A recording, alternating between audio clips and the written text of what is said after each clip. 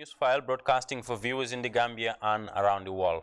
Coming up in the next 1 hour, His Excellency President Adama Barrow attends the 61st session of the ECOWAS Authority of Heads of State and Government in the Ghanaian capital, Accra. Breaking the myth and misinformation around menstruation, activists intensify the campaign to raise awareness in ending stigma and period poverty. Also coming up, the Food and Agriculture Organization partners with Forestry Department to boost beekeeping in the Central River region. In sports, Scrabble players contest in the National Scrabble Championship organized by the Gambia Scrabble Federation to promote the game.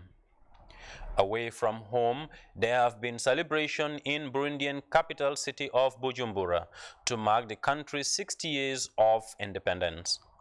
Plus, thousands held protest in Morocco over the deaths of 23 migrants in Melilla last week.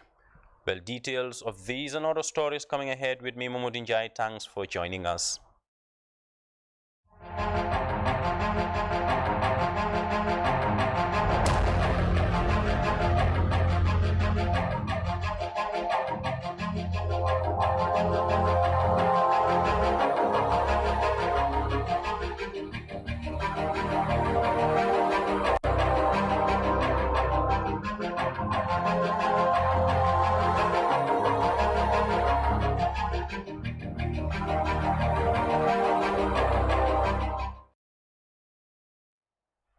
The President, His Excellency Adama Barrow, Saturday arrived in Accra, Ghana for the 61st session of the ECOWAS Authority of Heads of State and Government.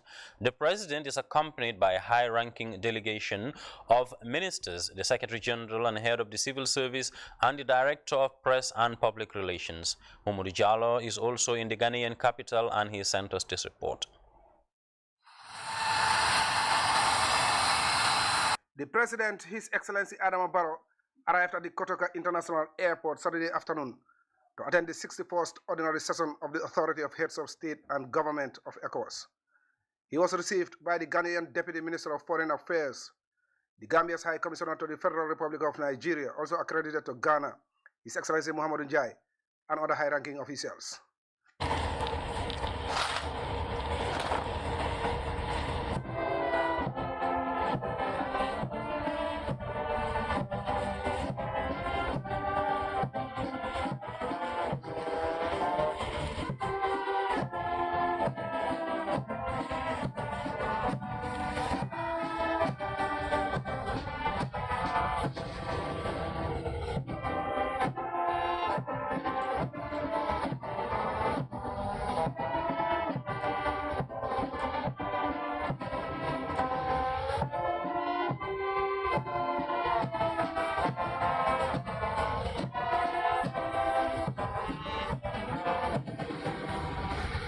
After the usual airport ceremonies, the President and delegation were driven to the Kempinski Hotel in central Accra, where leaders from the sub-regional bloc ECOWAS will meet to discuss the situation in Mali, Guinea, and Burkina Faso, among other agenda items.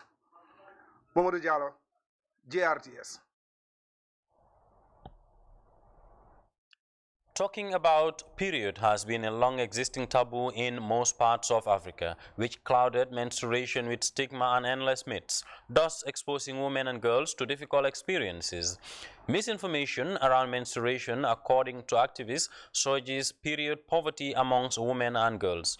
Amid the struggle to have access to affordable sanitary resources, GRTS's Aminata Isanyang examines the effects of period stigma and period poverty, featuring voices of women and girls who are into activism to change the narrative.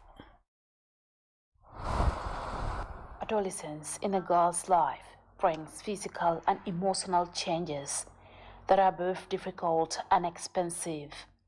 One of those biological changes include menstruation, a healthy and natural phenomenon clouded with stigma and detrimental concepts engendered from social and cultural beliefs. Patriarchal dominance in most African communities is taking a major toll on women, with discussions about menstruation categorized as taboo and labeled impure. Amassing myth and fabrications around the subject. Efforts are being made by women's rights advocates to erase the usage of euphemisms and code words for period, getting women and girls to talk more about menstruation without feeling mortified. FATOUMATTA SANNEH is the founder of FATIMA'S Drive, an organization established to fight period poverty, promote menstrual hygiene and sexual reproductive health education. FATOUMATTA believes myths around periods can lead to troubling misconceptions that might reinforce stigma around menstruation. When young people don't talk about their periods or don't hear people talking about their periods, the problem is they don't get to know what period is about. They just go with the flow. They don't know what to use when they're on their period. They don't know when to change their sanitary pads. They don't know how to dispose pads. They don't know proper period management. And this leads to them using unhygienic materials like rags. She is one of the feminists firmly actuating period conversations online, schools and rural communities. The backlash she receives for encouraging period discussions never dissuade her drive. Before, you dare not talk about periods outside. When I just started this, I have received backlashes.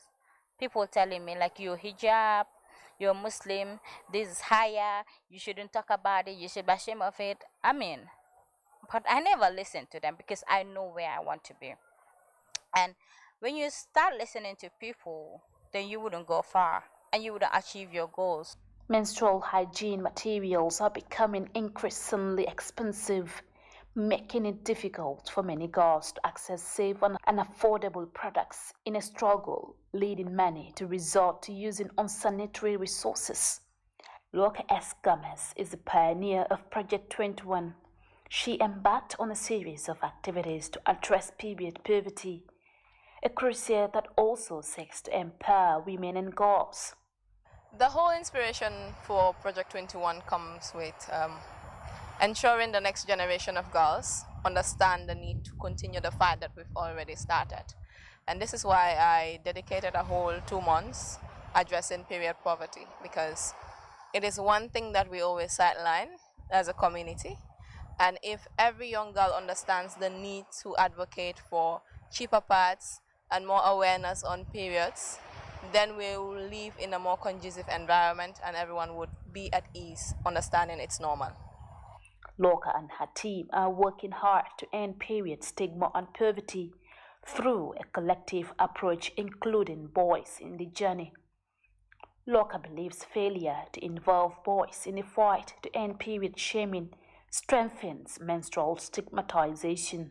Project 21 does not only stop at conversing with young girls.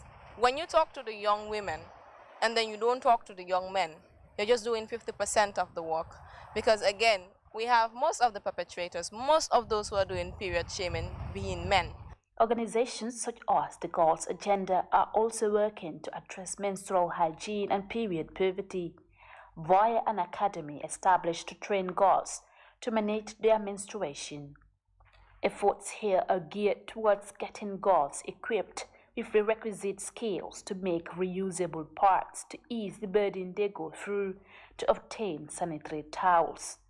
According to statistics, 95% of menstruating girls miss school, with negative impacts on their academic performances. I engaged high school student on SARR and her friends Lydia, BINTA, and NENEH KUMBA about period stigma in school. We are being stigmatized. Because of your period, you have to stay at home. Facilities need to be provided and the products too, because you need privacy. Some people have the facilities, but then the privacy comes into contribution, because you having the facility and not having the privacy to change your pad whenever you feel like it. Some schools, you just have maybe 2 toilets. The toilet might be congested. Imagine I have to change my pad during break time, and there are only 2 toilets. Everybody has to use the toilet during break time, and I would feel rather uncomfortable. Young girls often grow up with limited knowledge about menstruation due to the absence of conversations about period at home and even at school. So I think girls should be really encouraged to talk about for these things, and to have these sanitary pads available to young girls out there. Not everybody can afford them, and I think it's really important that we talk to our girls to make sure that we shape their lives and they will be bold enough to talk about the things that trouble them. Like you walking up to your father and tell him, "Hey Dad, I want you to buy me sanitary pad." It's not common in our society. The girls believe integrating topics in the school curriculum that widely highlight menstruation will curtail menstrual pressure and the constant shaming girls face in school. When you're in class and you're on your period, it's very hard for you to leave the class and say, I want to go and change my pad, because the teacher will be like he will feel weird about it. So it's really hard for girls to be comfortable in society, because people usually judge us thinking that we are dirty, or we should be different from boys, because boys are more special than us, which is totally wrong. That's sexism, and that's not fair to all. Despite being a normal biological cause, menstruation has become a very difficult experience for girls amid the pains they experience. I talked about period with my friends in school here. We normally have classes, science class, and teachers do talk about. So after class, we do sit together and talk on things that the teacher didn't say. Advocates believe awareness on good menstrual management is vital, as poor menstrual hygiene can lead to major health complications. Menstrual hygiene is vital to the empowerment of women and girls, but without significant access to menstrual resources, women and girls have a lot of challenges to grapple with. The call for urgent action intensifies as advocates firmly push for the establishment of sophisticated facilities and accessibility to period products. One of the most important goals is to end period stigma, to create an environment that values and supports women to manage their menstruation with dignity. Aminata Isanyang, JARJUSEY. Aminata Isanyang there. Now on the news file, let's see what's happening in regions beginning in SARR, where the Food and Agriculture Organization of the United Nations and the Forestry Department have convened a day's contact and collaboration fair for stakeholders in the beekeeping associations in Central River region. Mudlamin SANNEH has more on that in this report. The beekeeping fraternity and forest management stakeholders gathered once again for a networking and collaboration fair in the Central River region, a rare convergence staged by the Food and Agriculture Organization, partnered with the Forestry Department, Natural Resource Consulting, and Jeff 6 Project. This scheme is anchored on bringing together beekeeping associations to discuss issues meant to improve product marketing. The project is promoting a sustainable livelihood through income generation.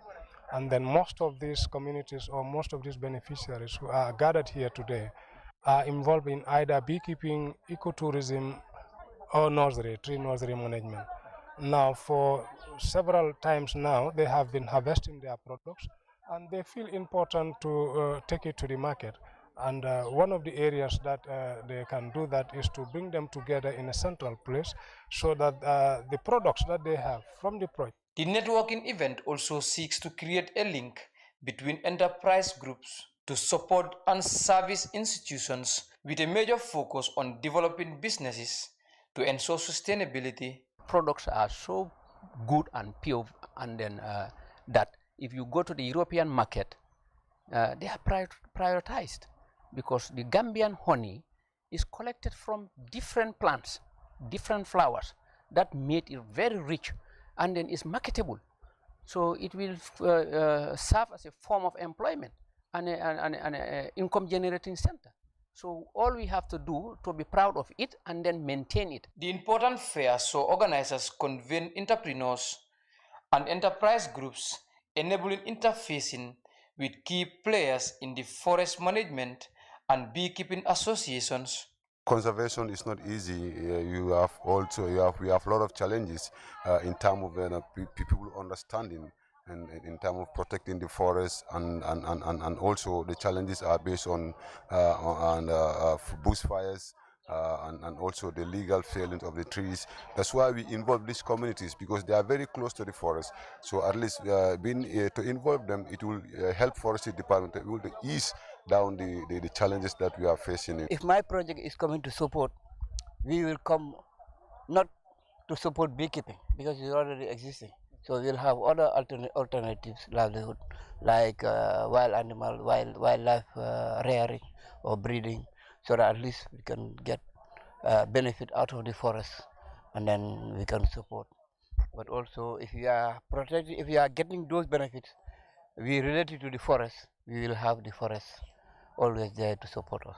The forum organizers intend to stage the event in another part of the country amid efforts to promote forest preservation and restoration alongside income generation for communities.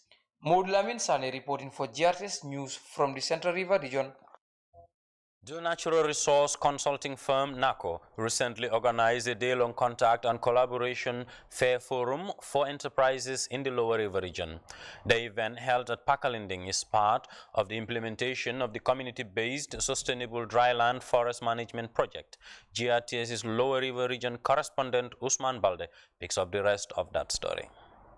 Of events planned by NACO to enable project beneficiaries interact with financial institutions and service providers to help them improve the marketing of their products and access to finance. ALKALI JARJUSEY of NACO gave an overview of the event and the project at large. This project has 3 implementing partners, but first of all, the donor is the GEF, the Global Environment Facility, and then they provided fund to the Food and Agriculture Organization of the United Nations. And then the 3 implementing partners are the Department of Forestry, which is the principal implementing partner, responsible for tenure transfer from the state to the communities. Then you have the Natural Resource Consulting, our own institution, which is responsible to support these beneficiaries to improve their livelihood through non-timber forest products like beekeeping, ecotourism, and then tree nursery. And the 3rd implementing partner is Agency for the Advancement of Women and Children, which is called ADVAC. ADVAC is based in Kerewan, North Bank region. ADVAC, the role they play in this project is to provide energy-saving cooking stuffs to beneficiary communities in the Lower River, North Bank, CRR North, and URR North. The representative of FAO, EBRIMA, called on beneficiaries to ensure the sustainability of the project as it enters its final 2 months. Expectation is the sustainability part. We have to understand that every project have a starting and have an ending. But then we always hope that the project's activity wouldn't end at when the project phase out. So for that being the case, we hoping that the farmers, the beneficiary would take ownership of this project. We also hoping that the project implementer, that is the Department of Forestry through the MECNAR, through the Ministry of Forestry and Environment, would also able to take ownership and also continue from where the project stopped, because we really hope that the project wouldn't end when FAO support ends. So that one is something that is very, very key for the project success. The President National Farmers Platform, SHERIFFO BOJANG, called on Gambian farmers to unite and register under various farm groups, which he believes will enable them access support and improve networking. It is a blessing for farmers because unity is bigger than any other thing. So I think if they unite, register under groups, they can benefit from many things.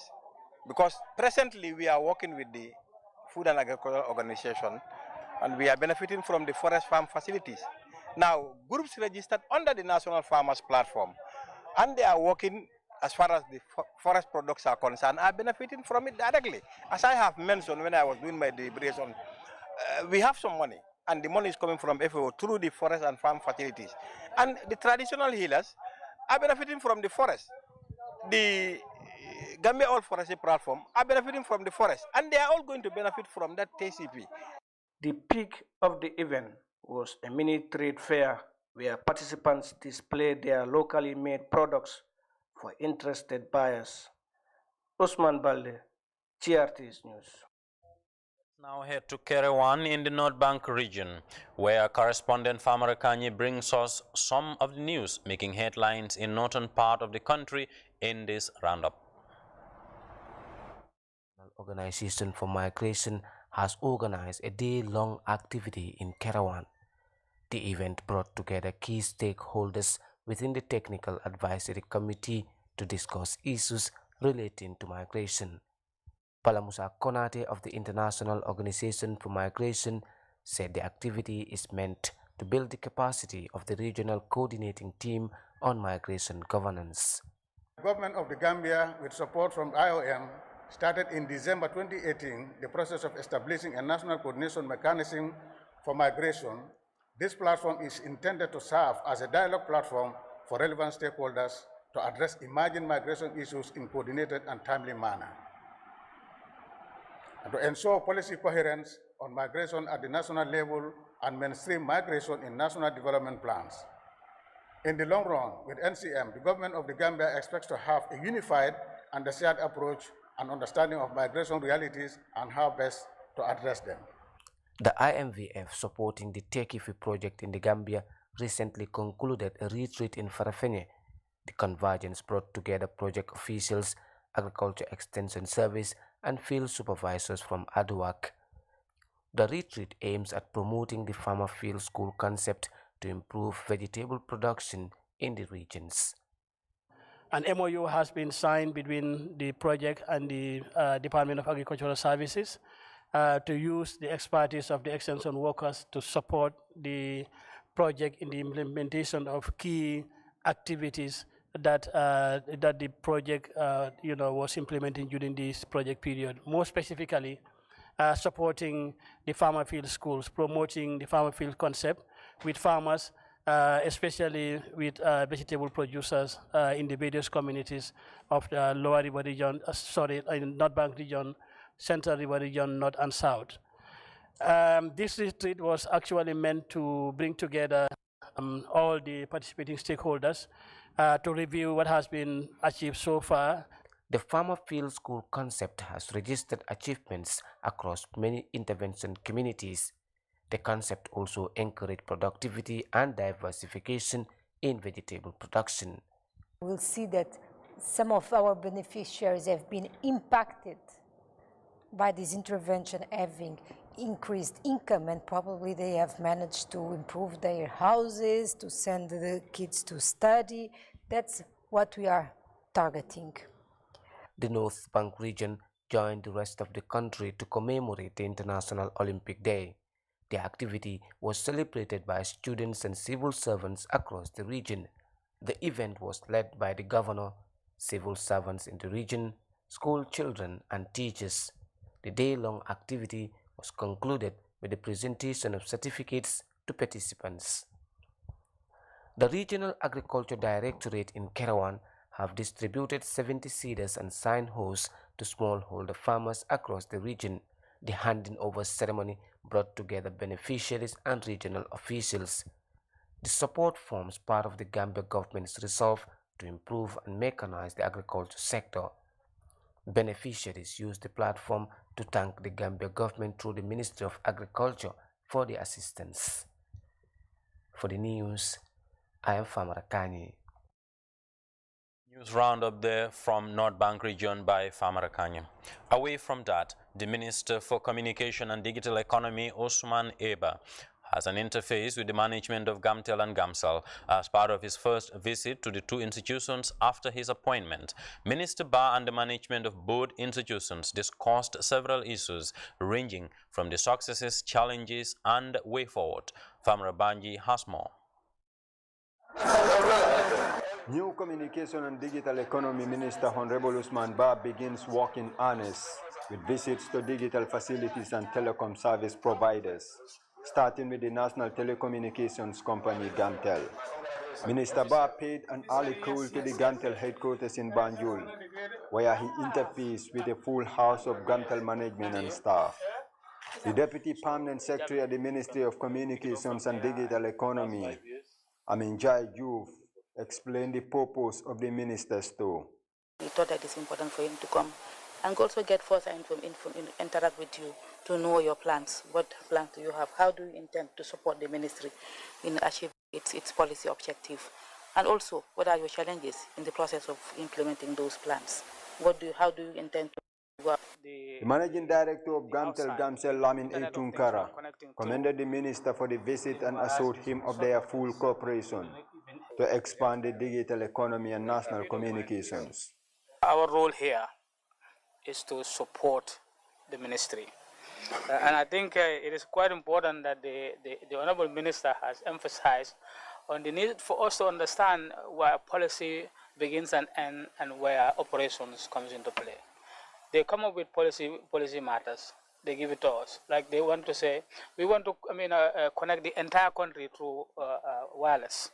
That will be a policy decision, but the implementation of that is at the operational level. That's why you and I and everyone else comes into this thing. And I can promise you that we'll be there at all times to give you that support. The essential introduction and engagement familiarizing the new communications and digital economy minister with operations at the nation's telecommunication provider was a great first-hand impression, as the minister called for clarity into several issues, including data rates, marketing and development planning. The capacity that each of these companies are purchasing through the upstream providers are independent of GAMTEL. But any time that we have this problem that customers started complaining, they say GAMTEL.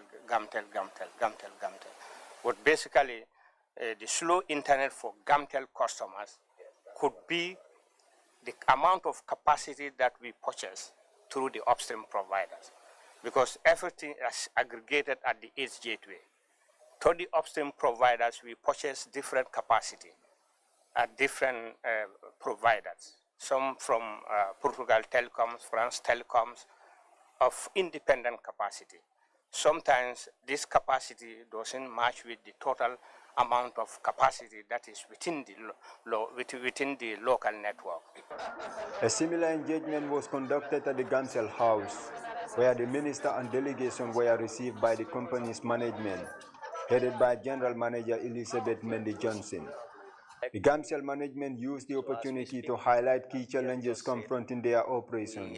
I think it's financial challenge that has kept us in this position. Currently, we are operating 2G and 3G. And as you know, the industry is just moving on to 5G. And so it's difficult, especially when you are competing. So that's a major challenge in the company. Even though we are trying our best, as GM mentioned, but we are tight. That's number one. Access network, we are not covered. We can only compete when we are covered. And we believe it's all because of lack of investment. It is money that makes money. It's what we are trying to play from for your institution, the ministry, to help through the state or the government that this is what we need. Maybe difficult, but even if we can be having on small species of investment, it will help. During discussions with the two managements, the minister assured officials of his full support and called for collaboration to advance the Gambia communications and digital economy sector. I'm going to drive the policy that's going to make things easy, flexible, to help us to drive to the next level. With that said, I give up a lot of stuff to come back to this country.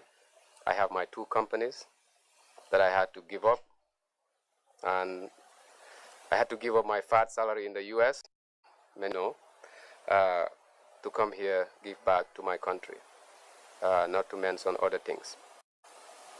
I did it because my personal fortune, the success of my country, is more important, is far important to me than my personal fortune.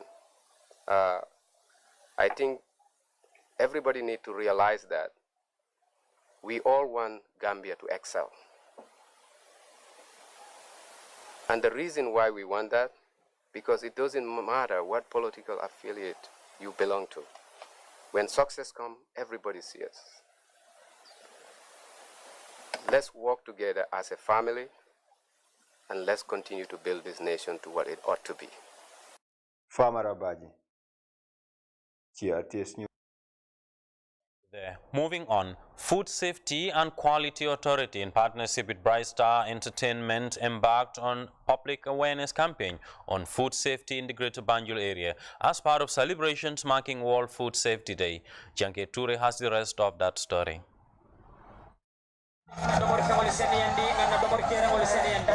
The caravan, as part of commemorations marking World Food Safety Day on the theme Safer Food for Better Health, is meant to sensitize, educate, and entertain the public in the Greater Banjul area on the significance of food safety in public places. The exercise has attracted public attention with messages on food safety and quality, coupled with lyrics by energetic Bright Stars Entertainment. Officials of Food Safety and Quality Authority reiterated their commitment to foodborne illness through preventive measures. The caravan is mostly to enlighten the public, particularly we are targeting street food vendors.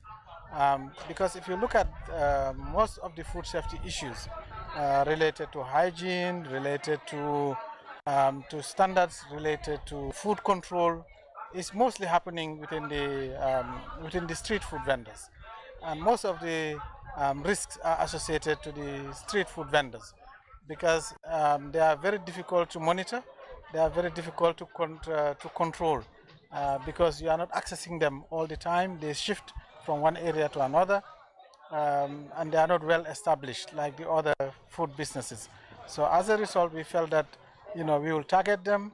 And we'll target also the public. That's why we have this caravan. Foodborne diseases are inimical to public health, and its consequences have far-reaching repercussions to the country's economic well-being. At the Bakote fish market, most of the foods sold by vendors are exposed to contamination, and food safety officials were the least satisfied over the conditions. Hygiene is a problem, and that's why we have to come to the with our stakeholders, and we're approaching them to talk to them about selling their food in a cleaner state. The environment has to be clean. We have to have trash points to get rid of trash. We have to put the food on tables to sell it, to make it more attractive to people, okay? We also have a fly problem. It's the rainy season, right? We need to look at ways to minimize that stuff. We need cold storage at fish markets. There's a lot that we need. We have a problem with a lot of things. And today is the start of a long campaign to talk to the public about hygiene. A similar exercise was conducted at the busy Serakunda market as people geared up ahead of the Tabaski feast. It was a different scenario at the Banjul Albert market, as officials sensitized vendors on food hygienic practices. Some were confronted for unhygienic foods businesses displayed at the market. The practice, they say, contradicts FSQA standards and protocols. Most of the vendors commended food safety officials for the message dissemination exercise. This, they noted, will improve their understanding on food and hygiene management. The campaign is expected to continue at the Brikama market and other places. Janke Ture, JATS News. Press release, the Ministry of Transport, Works and Infrastructure and the National Roads Authority wishes to inform the public, transporters, truck drivers and relevant transport stakeholders that the bridge linking the Haman Minor Road to BB Hotel and the Old Cape Road bridge linking the Banjul Serakunda Highway to Cape Point is restricted to all heavy vehicles 7.5 tons with immediate effect. Heavier vehicles with maximum gross weight of more than 7.5 tons must detour via the Said Mati Road in Bakau. The Ministry of Transport, Works and Infrastructure and National Roads Authority (NRA) encourages users to exercise when traveling on the bridge culvert and thank them for their patience.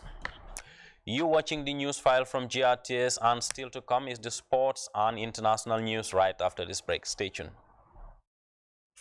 Always thirsty for more. A team of superheroes with special powers unite to redefine the way we are connected. Big Farm Bagas steps up your communication with the DOK service, giving you 1,000 minutes of talk time to one special person for $150 is only. Valid for 1 month. Enjoy your talk time. Type SUB and send by SMS to 135 to activate the TOK service. AfriCell got office with the power to change the world.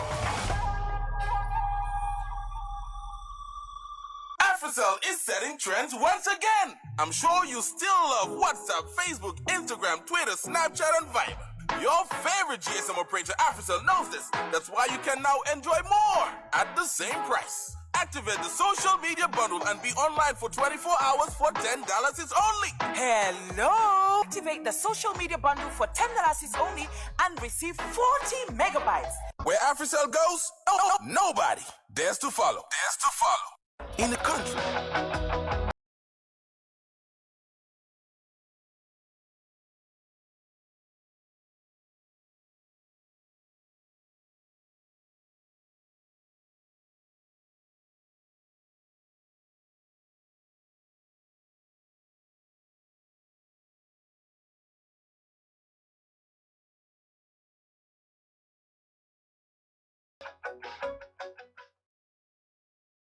In sports, the Gambia Scrabble Federation recently held its National Scrabble Championship, which is aimed at promoting the game.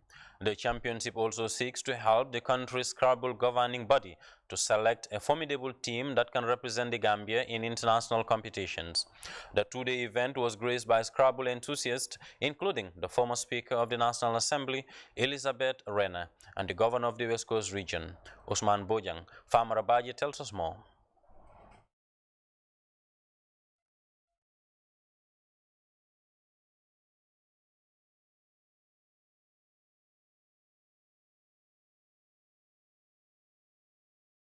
The international news is up next on Newsfile. Stay tuned.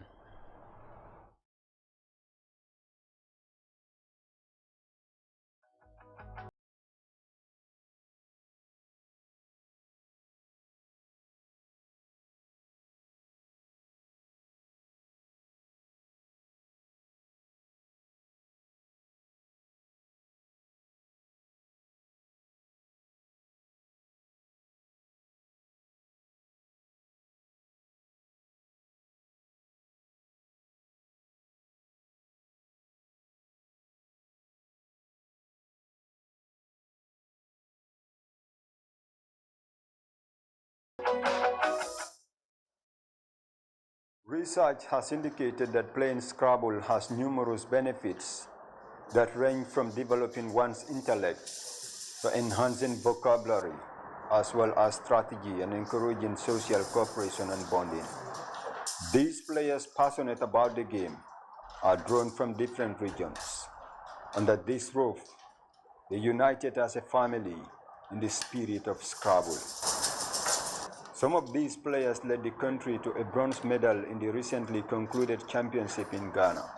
In that first West Africa Scrabble Championship, the Gambia managed to make bronze. Nigeria, which is the leading Scrabbling nation in the world, took first in that one, naturally, and then Ghana took second, and the Gambia took third. It was a complete concentration as the players display mastery of the game, putting together tiles bearing letters to form words that score them points. In their words, one of the reasons for this tournament is to select a formidable Scrabble team. This tournament we are having is in preparation to have a stronger team that will fairly represent the country. We don't want a situation whereby representatives are just randomly selected because of their history, but we want representatives based on their performance. So far we have 15 top players representing Gambian Scrabblers from all over the country, and they're playing by international laws or rules and also to international tournament standards. A not so popular game in the country, members of the Gambia Scrabble Federation say they are advancing efforts to introduce the game at the schools, which they say will help them in popularizing the game. So we look forward to working with the Ministry of Education, both ministries, basic and secondary education, MOPSI, as well as MOHATS, Ministry of Higher Education, Research, Science and Technology, so that we can get the support of the government to be able to reach all the schools to encourage Gambians, so that Gambians take Scrabble as an educational pastime, because we want the schools to take up Scrabble. Scrabble has greatly improved English language in Pakistan, in Thailand, Bangkok, Thailand, Malaysia. So all those highly developing countries in Asia, Scrabble has greatly contributed to their use of English, their knowledge of English. The way forward is introducing it to the schools, trying to get the kids playing it. That way it will help the kids and then it will help the game. Because Scrabble is a game that will keep your mind juggling. At least your mind will be alert.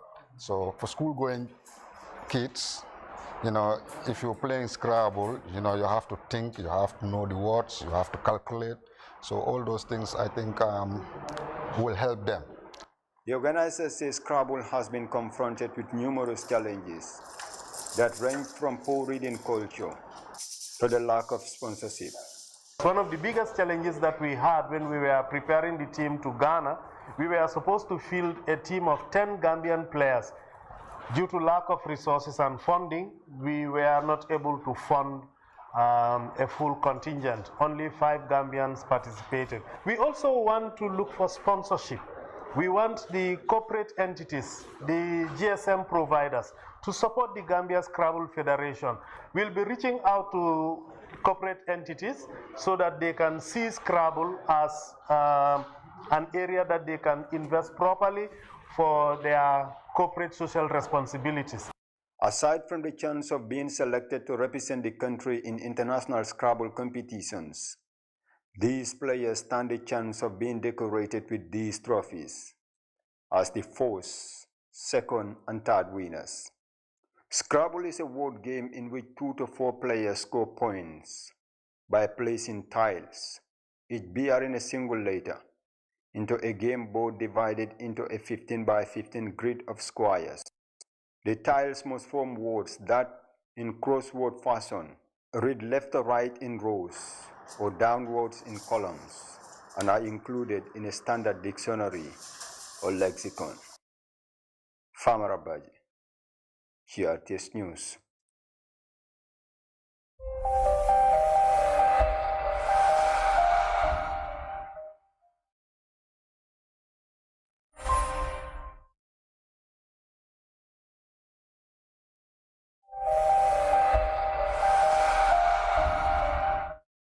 Been celebrations in Burundian capital city of Bujumbura to mark the country's 60 years of independence.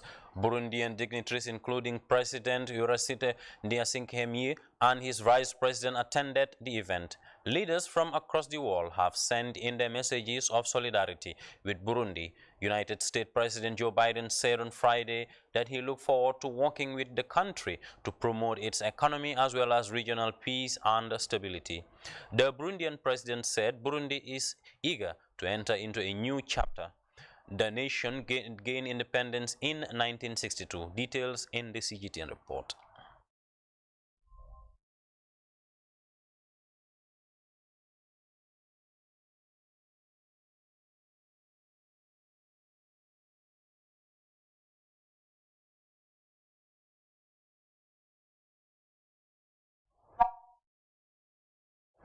Apologies for that failure of sound in the report. Thousands held protest in Morocco over the deaths of 23 migrants in Melilla last week. The protesters are calling for an independent cross-border investigation on the tragedy. More in the CGTN report again. In protest to honor the victims of the Spain-Morocco border death was held in Rabat, the capital of Morocco. Demonstrators gathered outside the parliament in Rabat in protest of the death of at least 23 migrants at the border between Nador and the Spanish enclave of Melilla. We decided to gather outside the parliament that represents our society to express our anger. To do so, we made some recommendations about identifying the people who died, the implementation of an international independent inquiry, the refusal of Morocco to externalize European borders to Africa, and also to look after the people who were injured during the incidents. Moroccan authorities said the migrants died as a result of a stampede. The deaths have sparked outrage and condemnation by several human rights organizations. We organized the sitting next to the Moroccan parliament to point the responsibility of the Moroccan state and also the responsibility of the Spanish state because there was a collusion in what happened last Friday. We say that Morocco should not revert to its former role as a gendarme for Europe. According to the Moroccan authorities, 140 security officers were injured. At least 60 national police and civil guard officers on the Spanish side were injured. A probe to clarify what happened at the Melilla border has been launched by Spanish prosecutors. Daniel Arab Moy, CGTN. That's it for this bulletin, but here is a recap of the top stories. His Excellency President Adama Barrow attends the 61st session of the ECOWAS Authority of Heads of State and Government in the Ghanaian capital, Accra. Breaking the myth and misinformation around menstruation, activists intensify the campaign to raise awareness in ending stigma and period poverty.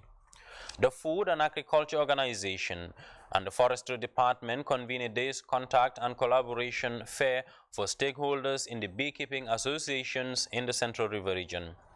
In sports, Scrabble players contest in the National Scrabble Championship organized by the Gambia Scrabble Federation to promote the game.